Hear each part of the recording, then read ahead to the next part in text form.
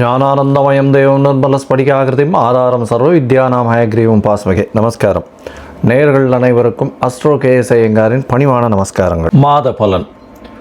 சோபகிருத வருஷம் மாசி மாதத்தின் பலன் 13/2/2024 13/3/2024 வரை உண்டான மாதத்திற்கு இருக்கக்கூடிய பலன்கள் மேஷம் முதல் மீனம் வரை பார்க்கலாம். முதல்ல இந்த மாதத்தினுடைய கோல்சாரம் என்ன, இந்த மாதத்தில் வரக்கூடிய விசேஷ நாட்கள் என்னென்ன அப்படின்றதையும் பார்த்துட்டு அதற்கு பிறகு இந்த மாதத்தில் ஒரு ராசிக்காக மேஷம் முதல் மீனம் வரை உண்டான பலன்கள் என்ன அப்படின்றத பார்ப்போம்.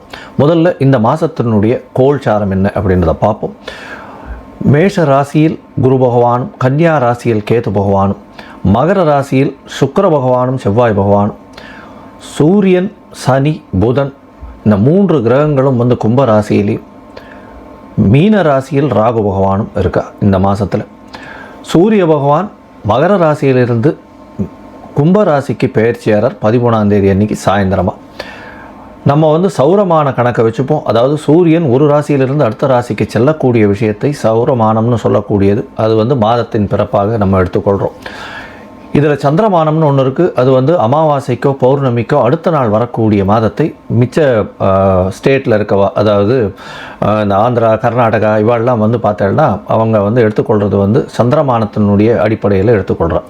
நம்ம தமிழ்நாடு, பஞ்சாப், இந்த கல்கட்டா இந்த மாதிரியான இருக்கக்கூடிய ஸ்டேட்ஸ், இந்தியன் ஸ்டேட் பார்த்திங்களேனால் அவங்க சௌரமானத்தின் அடிப்படையில் இந்த விசேஷங்களை கொண்டாடுறோம். பொதுவாகவே மாத கிரகங்கள்னு சொல்லக்கூடிய சூரியன், செவ்வாய், புதன் மற்றும் சுக்கிரன் இந்த 4 கிரகங்களை பொறுத்து, இந்த 4 கிரகங்களுடைய மூமெண்ட்டை பொறுத்து தான் இந்த மாதத்தினுடைய பலன்களை சொல்லுவோம். இந்த மாதம் பார்த்தலையானால் சுக்கிர பகவானும் சரி, செவ்வாய் பகவான் இந்த மாதம் மொத்தமே மகரத்தில் இருக்கார். சுக்கிர பகவான் இந்த மாதத்தினுடைய கடைசி பகுதி, அதாவது 9/3 அன்னைக்கு பார்த்தேன்னா, அதாவது 8/3/2024 அன்னைக்கு பார்த்தேன்னா மகரத்திலிருந்து கும்பத்துக்கு போகிறார். புத பகவான் 2ஆம் தேதி அன்னைக்கு 2/3/2024 அன்னைக்கு கும்பத்திலிருந்து மீனத்துக்கு போகிறார். இதுதான் ஒரு பெரிய மாற்றமாக இந்த மாதத்தில் அமையிறது. பொதுவாகவே பார்த்தேன்னா மாத கிரகங்கள்னு சொல்லக்கூடியதை வைத்து சொல்லக்கூடிய விஷயங்கள் தான் இந்த மாத பலன்கள். இந்த மாதத்தில் வரக்கூடிய நல்ல விசேஷ நாட்கள் என்ன அப்படின்றத பார்த்தோமே. ஆனால் 13ஆம் தேதி சாயந்தரம் மாதம் பிறகுறது. சூரியன் மகரத்திலிருந்து கும்பத்துக்கு போகிறார், அதை சொல்லட்டும். 16ஆம் தேதி பார்த்தேனால் ரத சப்தமி, அதாவது வளர்பிறையில் வரக்கூடிய 7ஆம் நாள், அமாவாசையிலிருந்து வளர்பிறையில் வரக்கூடிய 7ஆம் நாள் ரத சப்தமி அப்படின்னு பேர்.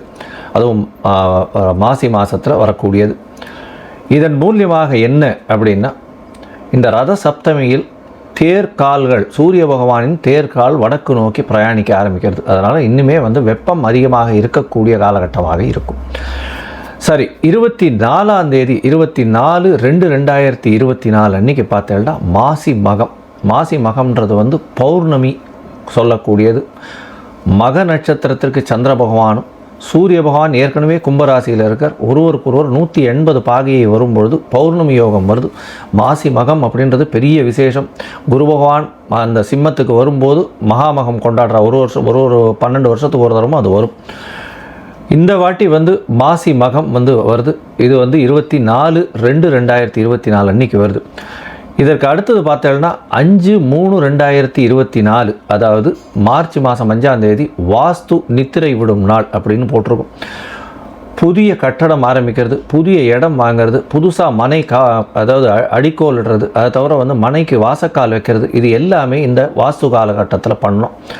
கார்த்தால் 9:42 11:12 வரலாம், அதாவது 1.5 மணி நேரம் இந்த காலகட்டங்கள் வரும். 1.5 மணி நேரம் அப்படின்னா 90 நிமிஷம் 5 வகையாக பிரிக்கிறாங்க. இந்த 5 வகையில் பார்த்தோம்னா முதலில் வாஸ்து புருஷன் கண் விழிக்கும் நேரம், அதுக்கப்புறம் அவர்கள் ஸ்நானம் செய்யக்கூடிய நேரம், பூஜை செய்யக்கூடிய நேரம், அதற்கு பிறகு போஜனம் செய்யக்கூடிய நேரம், தாம்பூலம் தரிக்கும் நேரம் அப்படின்னு 5 வகையாக பிரிக்கிறார்.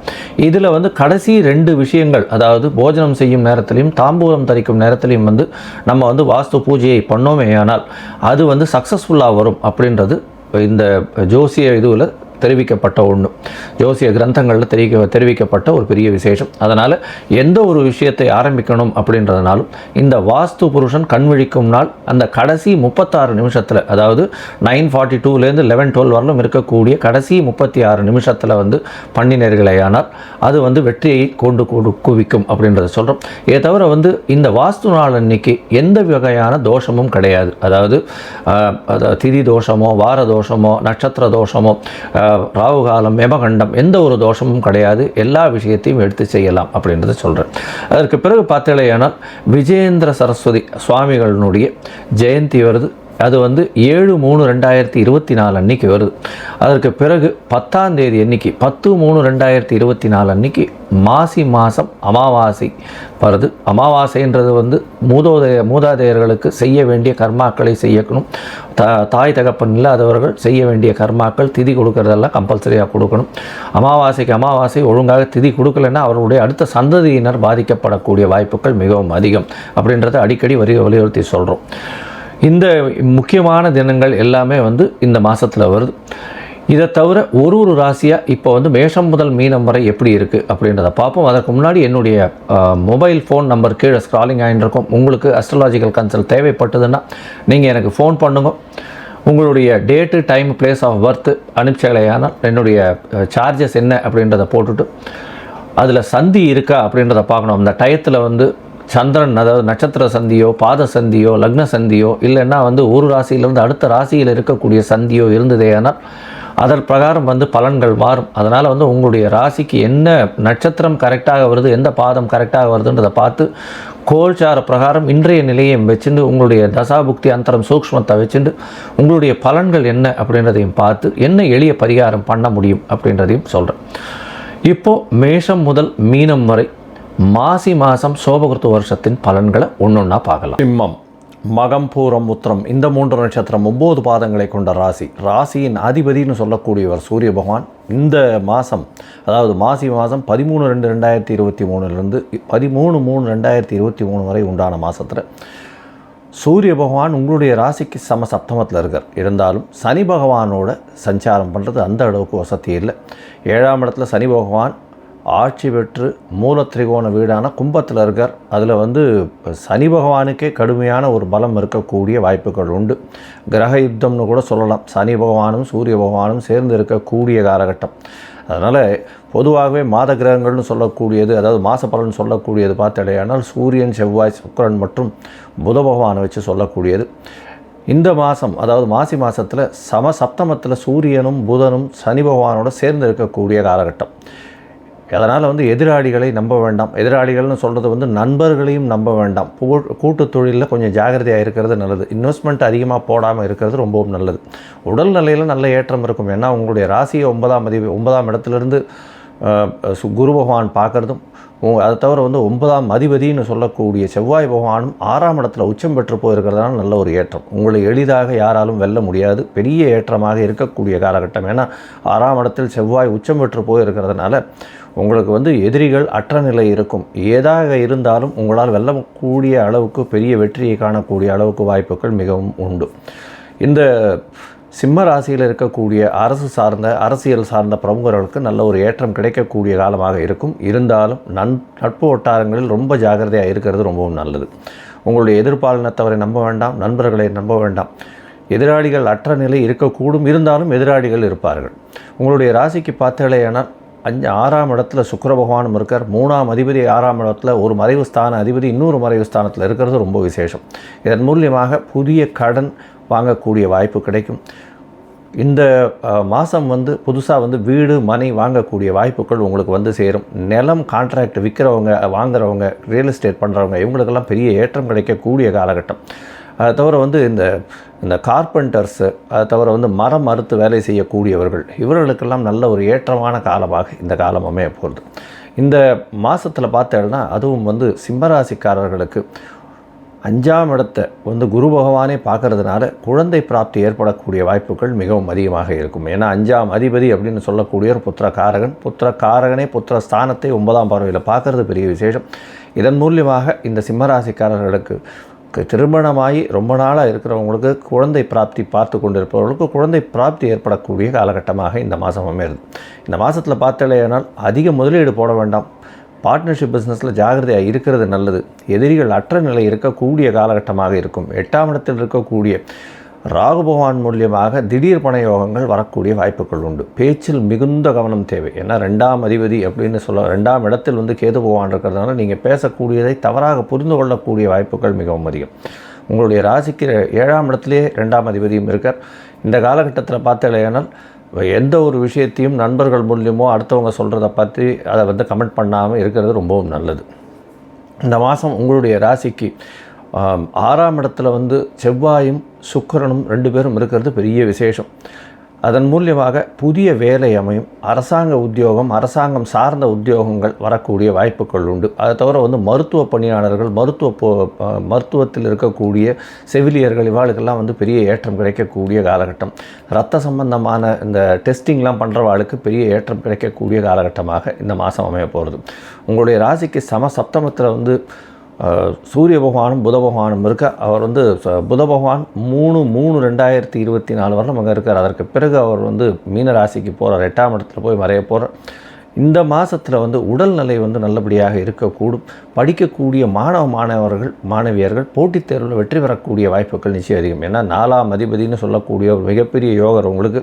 அவரே 9ஆம் இடத்திற்கும் அதிபதி. ஒரு திரிகோண கேந்திர அதிபதியான செவ்வாய் பகவான் 6ஆம் இடத்துல மறைவு ஸ்தானத்திலிருந்து உச்சம் பெறுறது பெரிய விசேஷம். அதுவும் சுக்கிரனோடு சேர்ந்திருக்கார். ஒரு பெரிய சுபரோடு இருக்கிறதுனால போட்டித் தேர்வில் எது எடுத்தாலும் உங்களுக்கு வெற்றி கிடைக்கக்கூடிய வாய்ப்புகள் நிச்சயமாக உண்டு. முயற்சிகள் அனைத்தும் வெற்றி பெறக்கூடிய வாய்ப்புகள் நிச்சயமாக இருக்கும். உங்களுடைய ராசிக்கு பார்த்தலையானால் கணவனாக இருந்தால் மனைவிக்கும், மனைவியாக இருந்தால் கணவனுக்கும் சிறு சிறு தொல்லைகள் வரக்கூடிய வாய்ப்பு உண்டு. ஏன்னா ராசியின் அதிபதியே 7ஆம் இடத்துல போய் அவர் சனி பகவானோடு சேர்ந்து இருக்கிறதுனால சிறு சிறு பிரச்சனைகள் வரக்கூடிய வாய்ப்புகள் நிச்சயமாக உண்டு. பொதுவாக இந்த சிம்மராசிக்காரர்களுக்கு மாதம் ஏற்றத்துடன் இருக்கும். இருந்தாலும் பார்ட்னர்ஷிப்பில் ரொம்ப ஜாகிரதையாக இருங்க. எதிர்பாலினத்தவர் மூலியமாக ரொம்ப ஜாகிரதையாக இருங்க. அதை தவிர உங்களுடைய முயற்சிகள் அனைத்தும் வெற்றியாகக்கூடிய வாய்ப்புகள் உண்டு. போட்டித் தேர்வில் வெற்றி அடையக்கூடிய வாய்ப்புகள் உண்டு. ஃபாரின் போகணும் படிக்கிறதுக்கு இருக்கிற வாழ்க்கெல்லாம் நிச்சயமாக கிடைக்கக்கூடிய காலகட்டமாக இந்த மாதம் அமையிறது. இந்த மாதத்தில் சில நாட்கள் நீங்கள் தவிர்க்க வேண்டிய காலகட்டமாக இருக்கும். அது சந்திராஷ்டம நாட்கள் அப்படின்னு சொல்கிறோம். சந்திராஷ்டம நாட்கள் அப்படின்னு சொல்லும்போது சந்திர பகவான் 8ஆம் இடத்துல மறையக்கூடிய நாளாக இருக்கும். இந்த காலகட்டத்தில் மயங்கக்கூடும், தவறான முடிவுகள் எடுக்கக்கூடும். அதனால் இந்த நாட்களில் எந்த ஒரு பெரிய முடிவும் எடுக்க வேண்டாம். வெளியூர் வெளிமாநில பிரயாணங்கள் வேண்டாம் அப்படின்றத சொல்கிறோம். இது 10/3/2024 12/3/2024 வரலும் இருக்கக்கூடிய நாட்களும். இதை தவிர 12/2/2024 14/2/2024 காலை வரலும் சந்திராஷ்டம நாட்களாக இருக்குது. இந்த காலகட்டத்தில் புதிதாக எந்த ஒரு விஷயத்தையும் செய்ய வேண்டாம். சரி, இந்த மாதத்தில் நீங்கள் பொதுவாகவே சனி பகவானுக்கு உண்டான சில விஷயங்களை செய்து வந்தீர்களே ஆனால் நல்ல ஒரு ஏற்றம் கிடைக்கும். சனி பகவானுக்கு உண்டான விஷயங்கள்னால் அருகில் இருக்கக்கூடிய ஆஞ்சநேயர் கோயிலுக்கு போயிட்டு வாங்க. நாமக்கல் ஆஞ்சநேயருக்கு போய் தரிசிச்சுட்டு வர்றது பெரிய விசேஷம். சனிக்கிழமை ஆஞ்சநேயர் கோயிலுக்கு போயிட்டு வர்றது ரொம்ப விசேஷம். அது தவிர இந்த பதனி, நுங்கு இந்த மாதிரியான விஷயங்கள் வாங்கி அதாவது உழைப்பாளிகளுக்கு கொடுக்கறது ரொம்பவும் நல்லது. ஏன்னா ஃபிசிக்கல் லேபர்னு சொல்லக்கூடியவர்களுக்கு எந்த ஒரு விஷயத்தை நீங்கள் செய்தாலும் அது உங்களுக்கு ஒரு பெரிய ஏற்றத்தில் கொண்டு போய் முடியும். அவர்களுக்கு இந்த பதனி, நுங்கு இந்த மாதிரியான விஷயங்கள் வாங்கி கொடுங்க. ஏன்னா பதனி, நுங்கும் சனி பகவானுக்கு உண்டான ஒரு பதார்த்தமாக சொல்லப்படுறது, அதாவது இயற்கை பதார்த்தமாக சொல்லப்படுறது. இதை தவிர பார்த்தீர்களேயானால் கருங்குவளை மலர் வாங்கி சனி பகவானுக்கு அர்ச்சனை பண்ணுறது பெரிய ஏற்றத்தை கொடுக்கக்கூடியது அப்படின்றதும் சொல்கிறோம். இந்த தவிர வன்னி மரம் இருக்கக்கூடிய இடத்துல ஒரு 8 தரம் பிரதட்சணம் பண்ணிவிட்டு சேவிச்சுட்டு வர்றதன் மூலியமாக உங்களுக்கு சனி பகவானால் வரக்கூடிய பிரச்சனைகள் அனைத்தும் நிச்சயமாக இருக்காது. இதுவரையிலும் அந்த பிரச்சனையும் இனிமே வரக்கூடிய பிரச்சனையிலிருந்தும் விடுதலை பெறக்கூடிய வாய்ப்புகள் உண்டு. இந்த மாதம் சிம்மராசிக்காரர்களுக்கு நல்ல ஏற்றத்துடன் இருக்கக்கூடிய மாதமாக இருக்கும் அப்படின்றத நிச்சயமாக சொல்கிறேன்.